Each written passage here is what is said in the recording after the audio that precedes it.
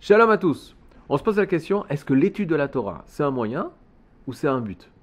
Alors il faut savoir que lorsqu'on parle des mitzvot, comme l'étude de la Torah qui est une mitzvah, on dit que lorsque Akadosh Baruch Hu nous a donné les mitzvot, le but des mitzvot c'était pour nous rapprocher d'Akadosh Baruch Hu.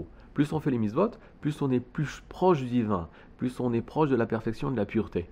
Alors on aurait pu penser que les mitzvot est un moyen. Et en effet, le Messilat Yesharim, Ramchal, Rabbi Moshe Chaim Luzzatto, nous dit dans son Messilat Yesharim que les mitzvot sont un moyen, un moyen pour pouvoir arriver à ce qui s'appelle la dvekut, l'adhésion totale et parfaite avec le divin.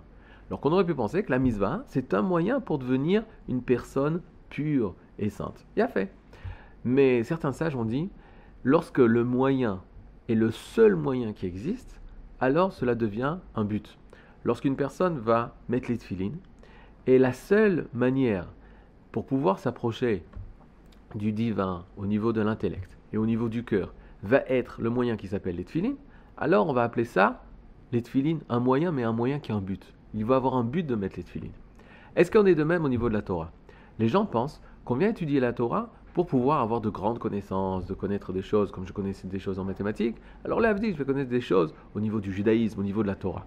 Mais il faut savoir que l'étude de la Torah, il a une autre dimension. C'est quoi la dimension? C'est que de la même façon que lorsque l'homme est né, il a oublié totalement la possibilité de parler. Qu'est-ce que ça veut dire, il a oublié? On nous dit que l'ange, lorsqu'on sort du ventre de notre mère, nous a fait oublier toute la Torah qu'on a appris en nous. On a appris en nous la possibilité de parler. Et lorsqu'on sort du ventre de notre mère, on ne parle pas. Il faudra quelques années, 2, 3, 4 années pour Einstein, pour pouvoir apprendre à parler. De quelle manière on apprend à parler? On entend les autres parler, et les autres qui se mettent à parler m'apprennent les mots, les phrases, les constructions de phrases. Et ensuite, grâce à eux, je peux parler. Donc prenons cet exemple très simple. La personne va apprendre à parler. Les gens qui parlent autour de lui, sont des moyens pour pouvoir à lui apprendre à parler. Mais une fois que les personnes qui sont autour de lui sont des moyens pour pouvoir lui apprendre à parler, ensuite c'est lui qui parle. Et ça vient de lui. Et ça ne vient pas des autres. Il en est de même pour l'étude de la Torah. Au début, une personne qui vient à la yeshiva, le but c'est d'apprendre qu'est-ce que dit Rashi, qu'est-ce que dit le Maïmonide, qu'est-ce que dit Tosfot, qu'est-ce que disent nos Tanaïm, qu'est-ce que disent nos sages. Et il apprend à parler Torah. Il apprend à parler Torah. Jusqu'à ce que, en apprenant à parler Torah, lui va devenir parole de Torah. Et c'est ça le but de la yeshiva.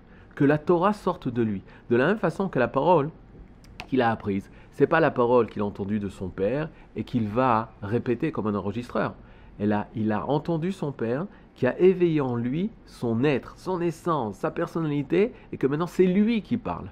Et David Ameller dira dans les Télim, qui Torah Hashem Chefzo, lorsque l'homme va étudier la Torah d'Hachem.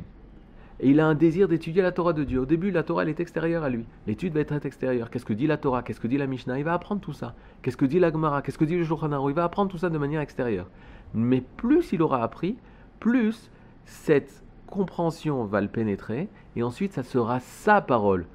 David Ameller, le roi David dans les Télim, finira par Uve Torah To. Et dans sa Torah à lui qui sortira de lui, Yege Yomam Valayla, alors il étudiera le jour et la nuit. Qu'est-ce que veut dire étudier le jour et la nuit? Ce sera sa vie. Lui, il parlera Torah. Lui, il sera une parole de Torah.